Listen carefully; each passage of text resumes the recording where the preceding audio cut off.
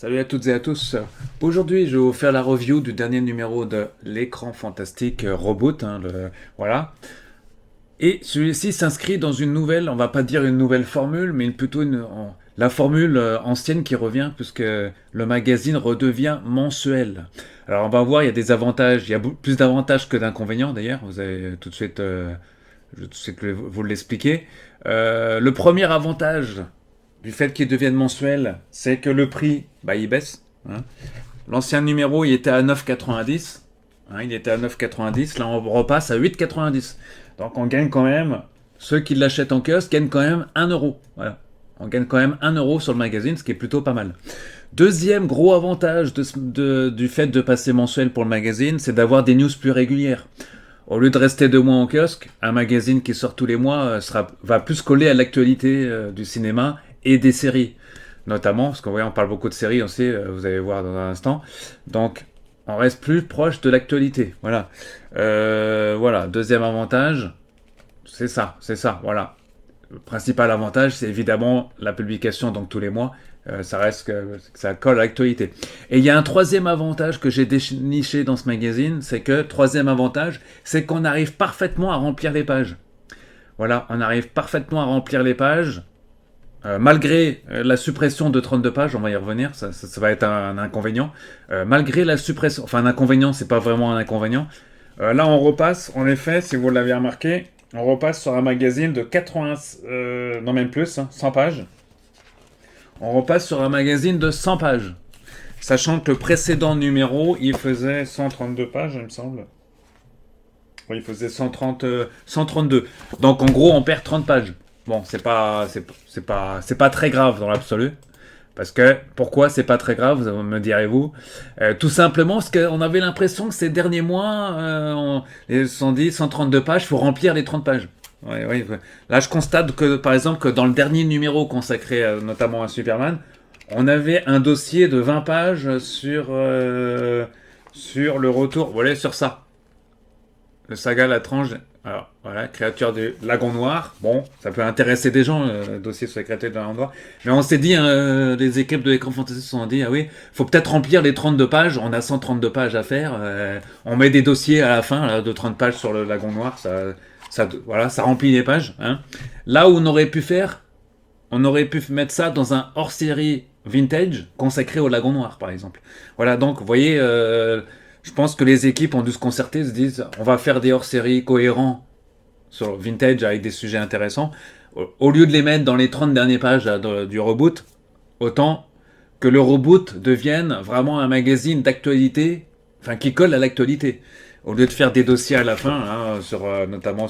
Alors j'ai rien sur le Lagon Noir ou sur le créateur du Mexique, hein, tout ça, mais voilà, au lieu de remplir des pages pour rien, autant on a 2 magazines, on produit 2 magazines, autant faire les choses bien. Voilà. Autre. Alors il y a un petit inconvénient aussi, c'est, vous voyez, par rapport à par rapport au numéro du mois dernier, on perd en taille. Voyez, on perd en taille, vous voyez. Après, c'est pas très grave. Hein, vaut mieux que le magazine reste un peu comme Mad Movies, j'allais dire. Qui reste plutôt. De toute façon, aucun intérêt que d'avoir un grand magazine comme ça, quoi. Je dirais. Je trouve qu'il n'y a aucun intérêt. Déjà, ça prend de la place. Voilà, ça prend de la place. Donc, autant avoir un magazine plus épuré. Voilà. Voilà. Alors, on va faire la review dans un instant. Donc c'est intéressant, on a moins de gros dossiers à la fin et vous allez le voir aussi dans ce numéro, les pages elles sont beaucoup mieux remplies. Voilà, les 96 pages, je trouve que c'est tout autant que le mois dernier, je veux dire, c'est presque le même magazine que le mois dernier, hein, sauf qu'on n'a pas les 20 pages du dossier presque inutiles à la fin de chaque numéro. Là on a vraiment un magazine qui colle à l'actualité, il y a même le retour d'une rubrique consacrée aux séries qu'ils ont remis au début.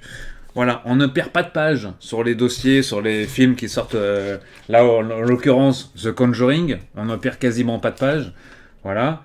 Donc, le sommaire, la Tour de Glace avec Marion Cotillard. On a le projet de Dernière Chance avec Ryan Gosling en sauveur de l'humanité. On a la série Alien Earth, un retour fascinant aux sources de la saga, vous voyez. Mercredi, saison 2. Vous voyez, on parle beaucoup de séries dans ce numéro aussi. Donc, un hommage à Jean-Pierre Peters, comme ce fut le cas dans l'écran fantastique, dans Mad Movies. parce que c'est le créateur de Mad Movies, bien entendu. Et c'était aussi un excellent ami, fondateur et rédacteur en chef de ce magazine. Et le dossier sur The Conjuring, cette saga fantastique dont j'ai même pas commencé à regarder. D'ailleurs, il faudra peut-être que je commence à regarder cette saga. Voilà, donc on va venir dans un instant sur... Voilà, il fallait bien 5 minutes pour vous exposer tout ça. Alors, le dos est toujours carré. Voilà, le magazine est plutôt bien, voilà, qui colle à l'actualité. Donc on ouvre au sommaire. Ouais, les liens du sang, ouais, je sais, il y a un édito. Alors, c'est plus un édito d'Alain Slokoff. À chaque fois, c'est un roman qui nous fait Alain Slokoff. À chaque fois. Alors, on pourrait même mettre Captain Log, un peu comme les magazines anglo-saxons. Alors là, il y aura hommage évidemment à Jean-Pierre Peuters. Et au début, je vais vous lire juste les premières lignes. Je cite.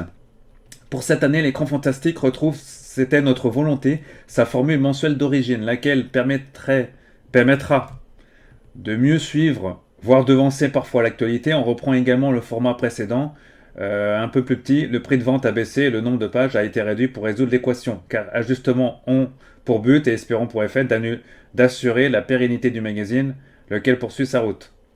Voilà, donc après il nous parle de Jean-Pierre Peuters et de Conjuring notamment. Voilà. Ce qui est intéressant, on nous met à chaque fois prochaine parution, c'est écrit octobre. Alors je connais pas la date, ça devrait être le 12-13 octobre qui sortirait. Voilà, donc on a un sommaire sur une page ici, à gauche. Voilà, avec toujours placement de l'abonnement à l'écran fantastique au début de chaque numéro, c'est devenu un classique. S'ensuit le Ciné-Flash, qui n'a pas perdu en page, vous allez le voir dans un instant. Le Ciné-Flash, donc, qui compte pour ce numéro 2, 4, 6, 8, 6 pages, presque autant que le dernier numéro qui est, je crois que... Alors, je vérifie par rapport au dernier numéro. L'avant-dernier comptait 2, 4, 6... Ouais, 7 pages aussi, vous voyez, on est vraiment sur le même nombre de pages. Donc, le Ciné-Flash du mois de septembre, du coup, on nous parle de Destination Finale 7 qui est annoncé. Là, je suis en train de revoir toutes les destinations finales pour mettre dans le bain. Voilà, qu'est-ce qu'il y a? Bon, il y a divers sujets. Voilà, on continue. Alors, je pense qu'il y en aura moins dès le mois prochain, parce que le magazine repasse mensuel. Donc, on verra si le mois prochain, il y aura un peu moins de news. C'est normal, puisqu'on parle sur un magazine. Voilà. Quoique le dernier numéro est sorti non, le dernier reboot Superman est sorti au mois de juillet, pardon. Donc là, on est à 2 mois. Donc là, vous avez 2 mois de news quand même qui sont empilés. Donc on verra si ça va peut-être se ressentir sur le prochain numéro, notamment la partie news. Voilà, donc on va pas trop s'attarder sur ces informations. Voilà, il y a encore 2 pages d'informations bien croustillantes. Donc je vais pas trop m'y attarder. Voilà. Là, ici, on passe au box-office qui a été intégré juste avant, en même temps que les sorties en France. Il me semble que c'était... Je sais plus si c'était le cas dans le dernier numéro d'été, s'ils avaient mis les deux en même temps. Bon, il y a des ajustements qui sont... Non, je crois que c'était pas... Ils avaient mis déjà les sorties France. Voilà, donc là, ils ont fait un petit ajustement. Ce qui est plus cohérent de mettre le box-office et de mettre les sorties France à côté. En résumé, box-office, c'est toujours Jurassic World qui est en tête du box-office sur Paris notamment, mais aussi sur le territoire. Jurassic World qui cumule presque 2 800 000 entrées quand même. 800 000, oui, nombre d'entrées France, c'est ça. C'est un gros carton, Jurassic World. Tant mieux. Superman qui est lui toujours en deuxième place, avec 397 000 sur Paris et 1 459 000 France. Sachant qu'au box-office US, il est toujours premier, si je vous résume la situation.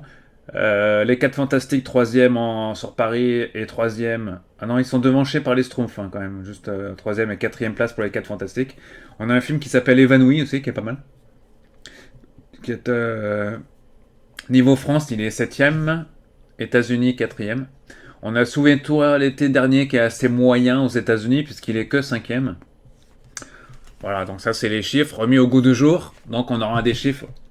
On a des box-office intéressants dès le mois prochain, ce qui sera régulièrement mis à jour du fait de l'apparition du magazine mensuel.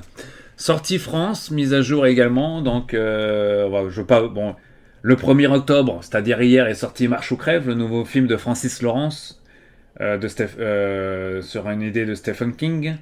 Marche ou crève, excellent film à voir au cinéma. Voilà, il y a d'autres films. Le mois d'octobre, pour vous, pour vous donner une idée du prochain numéro de l'écran fantastique, il y a Marche ou crève, mais bon, je pense que ce serait un peu juste. Il y a Tron Ares. J'ai vu la bande-annonce, j'ai pas été hyper convaincu. Mais bon. Il y a Tron Ares, il y a The Black Phone 2, il y a Mortal Kombat 2 qui sort le 22 octobre. Il y a L'homme qui rétrécit le 29 octobre. Bon, il y a pas de bruit. Bon. Il y a Predator, ça c'est le 5 novembre qui sort, Predator Badland, qui a fait la couverture du prochain SFX Magazine en import. Il y a Five Nights at Freddy's 2 qui sort au mois de décembre. Il y a toujours Avatar au mois de décembre également. Vous voyez, il y a toujours 28 ans plus tard. Ah oui, The Bonne Tempête, hein, le second volet d'une trilogie. Le 14 janvier. Ah oui, j'ai ignoré qu'il y avait un second volet. Tiens. Ah ouais, d'accord, autant pour moi, ça sort en janvier. Il y a Scream 7 qui sort le 25 février 2026, ça c'est un peu plus loin. Et il y a notamment The Mummy, la momie, le 15 avril prochain. Donc ça, on aura le temps d'y revenir. Sur nos écrans, assez riche, parce que là, on n'a pas eu de magazine pendant 2 mois. Donc cette rubrique va être assez riche ce mois-ci, avec The Conjuring, l'heure du jugement.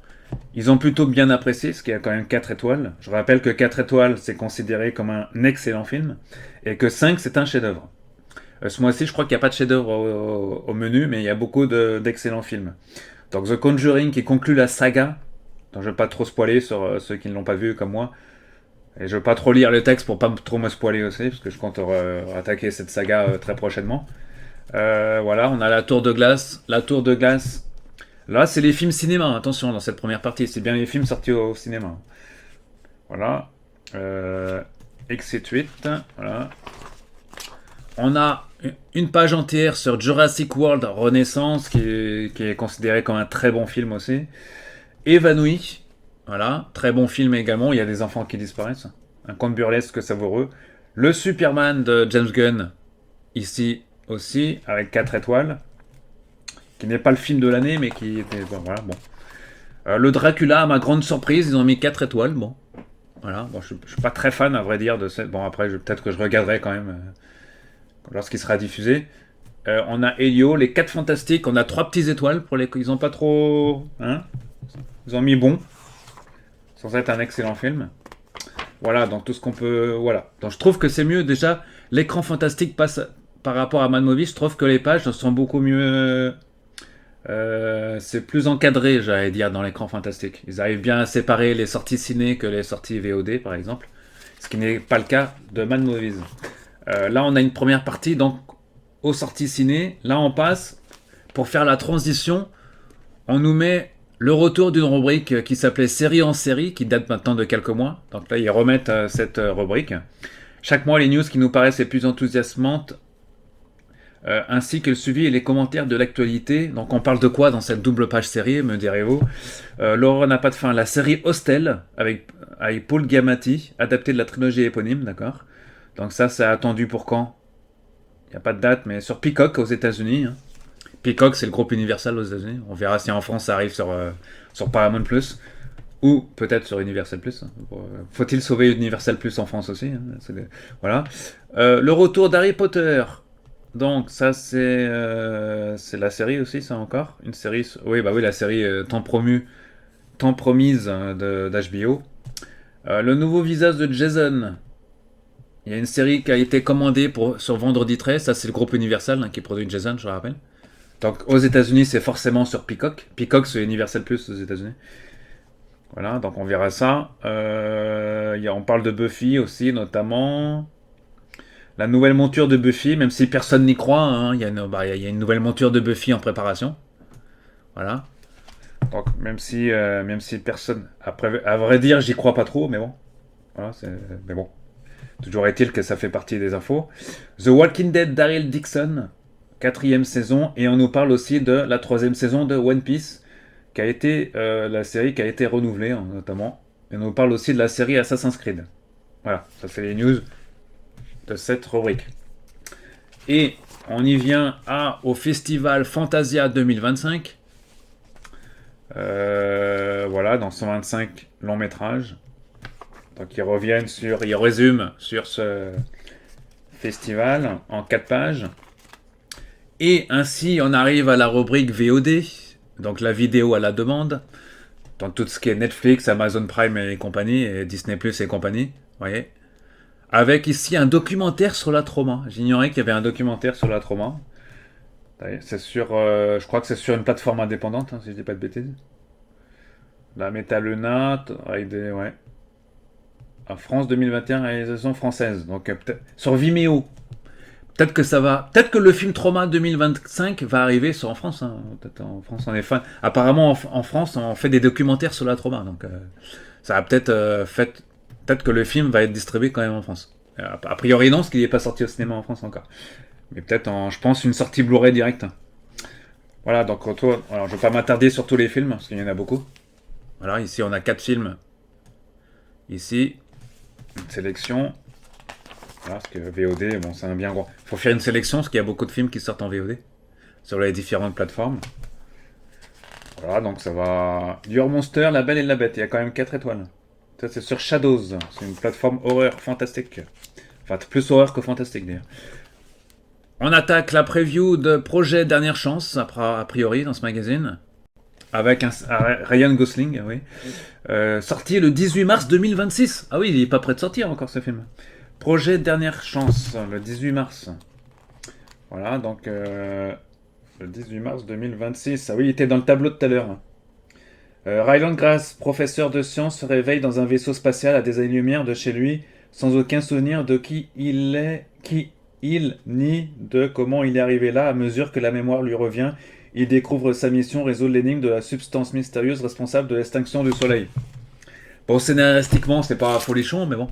Peut-être que visuellement, ça serait quelque chose. Donc voilà. Le désastre. Ah, il y a beau jeu de mots. Hein. Voilà, donc ça sort le 18 mars, a priori, au cinéma. Donc ça, c'est la previews. Ah, il y a encore 2 pages. Ouais, ça a l'air d'être, d'après ce qu'ils ont fait, un dossier sur 6 pages. Quand même. On enchaîne sur l'actu. L'actu.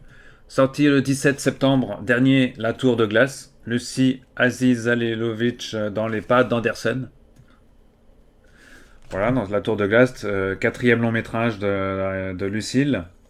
Adri Halilovic nous confronte à la solitude de Christina, une star de cinéma vampirique qui joue le rôle de la Reine des Neiges dans une adaptation cinématographique du conte éponyme. Ah pourquoi pas.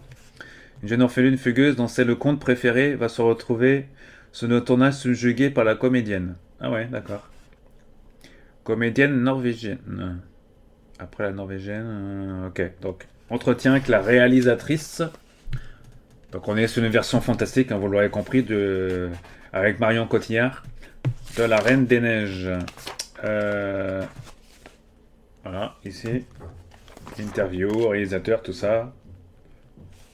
Marion Cotillard, l'actrice principale. On enchaîne sur la couverture de ce magazine avec The Conjuring, l'heure du jugement. Là, on a un dossier qui fait 8, 10, qui fait 10 bonnes pages, hein, quand même. Voilà.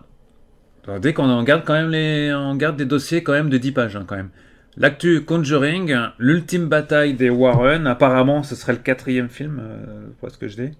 Alors là, j'ai le coffret, là, j'ai 8 films. Ah ouais. Et là, voilà. Donc, et là, on me dit que c'est l'heure du jugement, ça se fait dans les faits réels. Entretien avec Michael Chaves, la non-passion pour l'horreur. Ouais, c'est vrai que le coffret que j'ai, c'est pas.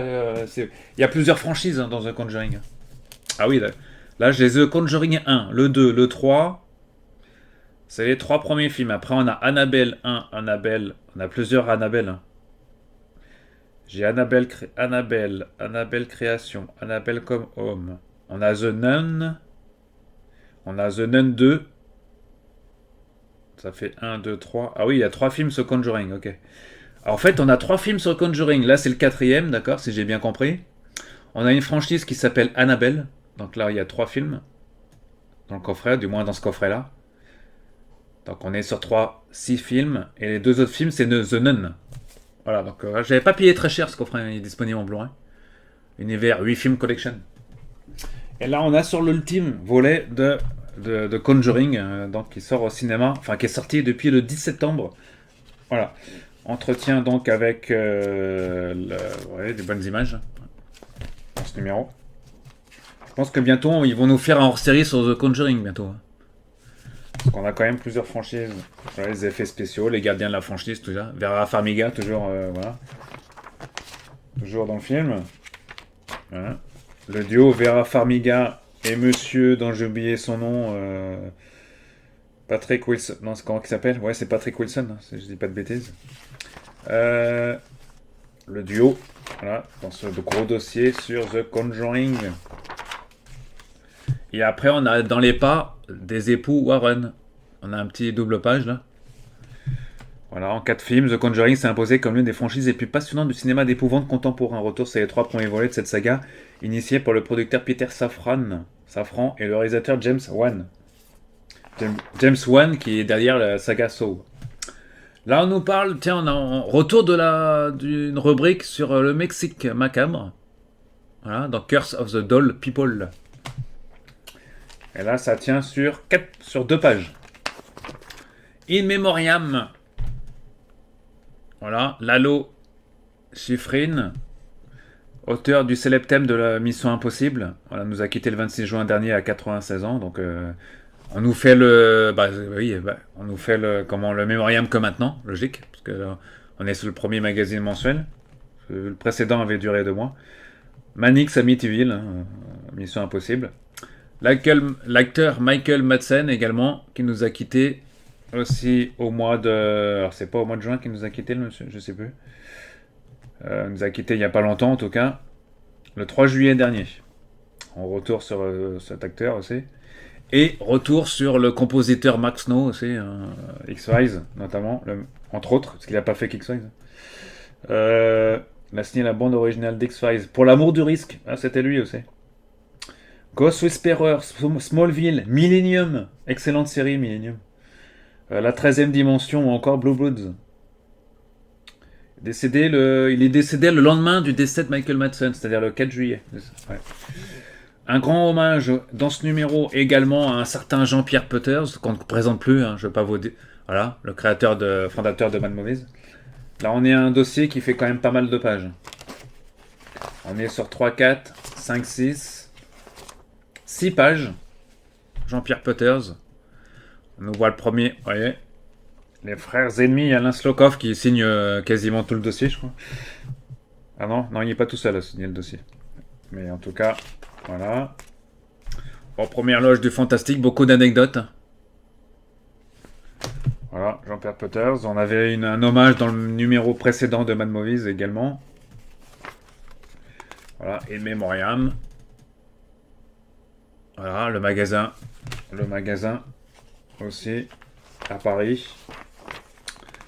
Voilà, donc grand mémoriam sur le fondateur du magazine Mad Movies, qui nous a quitté aussi. Je crois que c'est au mois de juin qu'il nous a quitté, je sais plus. Il me semble qu'il nous. Oh. Peut-être avant, je sais plus. Il nous a quitté là. J'ai pas sa date. Ce qu'ils le redisent dans le numéro. Voilà, en tout cas, il nous a quitté cet été en tout cas. Voilà, donc gros dossier dans ce numéro. La rubrique DVD qui est toujours aussi importante aussi, vous allez le voir. Avec DVD Blu-ray, hein, rubrique avec pas mal de sorties. Mickey 17, Pandemonium, Terrified, Chronos. 2 autres pages encore, hein, vous voyez. Et des sorties... When Evil Lurks, c'est quoi ce film-là? Argentin de l'horreur, ouais, d'accord. Ah, encore 2 autres pages. 2 autres pages encore. Les démons de la nuit. Ah ouais. Restore Point. Bon, check Cyberpunk. Il y a la pub à la fin d'ailleurs. Un polar futuriste haletant dans la lignée de Blade Runner et Black Mirror. Ah ouais, d'accord. Voilà, donc c'est ça qui sort en Blu-ray DVD. Pas de bonus. Ouais, ok. On garde la rubrique livre, quand même. Voilà, qui est toujours aussi importante hein, dans ce numéro. Voilà. Paul Verhoeven. Ah ouais, un bouquin sur Paul Verhoeven. Ah ouais. Voilà. livres, bande dessinée, les Simpsons notamment, les Dents de la Mer, ok. Vous voyez, une rubrique toujours aussi importante dans ce numéro. Les rubriques Manga Mania et vidéo qui retrouvent une page complète ici, pour l'occasion, voilà. Vidéodrome avec Ninja Gaiden, Ready or Not, excellent jeu. Et Donkey Kong sur Nintendo. Et on y vient aux séries maintenant, à la fin. Là, on est à la page 78. Sur Alien Earth, retour aux sources de la saga. Une saga qui a divisé les fans, mais moi je fais partie des fans qui ont bien aimé la série, malgré tout. Dans cette préquelle en forme de série diffusée depuis le 13 août dernier sur Disney+, l'héroïne qui affronte les monstres est un enfant dont l'esprit a été greffé dans un corps synthétique d'adulte. Une fascinante manière de revisiter cet univers. Justement, entretien avec le showrunner, chef scénariste et réalisateur Noah Hawley. Sur Terre, on vous entend crier. Voilà, donc réalisateur, ici, de Interview avec lauréat. Voilà. Ici, suite du... Voilà. Après avoir visionné les 6 premiers épisodes de la série, on est très intrigué par de nouvelles créatures que vous avez inventées, etc. etc. Donc, toujours propos réalisé et traduit par Pascal Pinto. Toujours. Autre série TV, on trouve 2 dossiers série TV dans ce numéro quand même. C'est l'actualité aussi de ce mois, c'est mercredi, deuxième partie, saison 2. La rebelle de la famille Adams est de retour. Alors, j'ai pas encore vu la deuxième partie, donc parce que j'ai beaucoup de séries quand même, que je regarde quand même. Nouvelles aventures clinquantes. Entretien avec le duo de créateurs de scénaristes hein, très bon, à savoir Alfred Goss et Miles Millar, hein, qui ont travaillé sur énormément de séries. Ils ont d'abord créé Smallville, hein, comme vous savez, les chroniques de Shannara, Into the Badlands, excellente série aussi. Voilà, ils ont écrit Beetlejuice également. Dans le même univers et même réalisateur aussi. Hein. Parce qu'on parle de. C'est Tim Burton aussi. Donc là, c'est une série aussi de Tim Burton, donc. Voilà. Ah, ça, c'est les scénaristes chers à Tim Burton maintenant, ça. Pour écrire des séries. Voilà, donc un dossier sur le sujet. Là, on a un entretien avec Tim Burton également. Justement, ça tombe bien. Entretien avec le prince de l'humour gothique Tim Burton sur fond rouge. Aussi, voilà, voilà. Toujours dossier réalisé par Pascal Pinto dans ce numéro. Une rétro Strasbourg 2025. Vous voyez, il y a encore de la place pour faire... Là, on est en page 86 et il y a encore de la place à la fin. Malgré tous les sujets que je vous ai évoqués. Les dérives autoritaires dans le cinéma. Voici un dossier intéressant. Les dérives autoritaires dans le cinéma de science-fiction. Donc forcément, on a Starship Trooper en 97. Voilà, Metropolis 1927. Voilà, donc un dossier encore. Voilà, un excellent dossier. 1984, Brésil. On parle pas de Vendetta là-dedans. De V pour Vendetta. Oh, quoique c'est pas tout à fait pareil. American Nightmare 2 et 3. Brésil 85, film culte. Hein, de Terry Gilliam. Starship Trooper. Voilà, encore 2 autres pages. Un gros dossier à la fin quand même. Dictature des médias. Running Man. THX. Et à la fin, tous les crédits. On est sur un dossier qui fait quand même une dizaine de pages. 2, 4, 6, 8 pages hein, quand même. À la fin, on remet la rubrique. Je sais pas si elle a été là aussi dans le dernier numéro. SFX, effets spéciaux donc. The Prime Vols, le rêve nostalgique d'un génie de l'animation image par image. Voilà, donc un dossier sur les effets spéciaux. Hein. Voilà, ici. Et ça se termine et stop. Et on s'arrête là, puisqu'on arrive à la fin du... Voyez, on ne perd pas de pages avec des dossiers parfois inutiles dans le magazine, puisqu'on a, je rappelle, comme on a un autre magazine disponible, et qu'on peut faire des dossiers thématiques, autant faire compenser le maximum de l'actualité dans ce numéro. Donc les 96 pages sont plutôt, plus que 96, on est sur 99 Les 100 pages sont plutôt très bien remplies. Ouais, des sujets très intéressants. Voilà.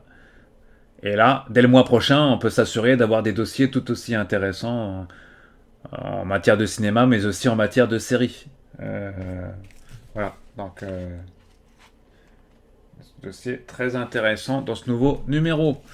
Donc, le nouveau prix, c'est 8,90. Voilà. Et c'est encore en vente pendant une dizaine de jours dans les kiosques, jusqu'à la sortie du prochain numéro.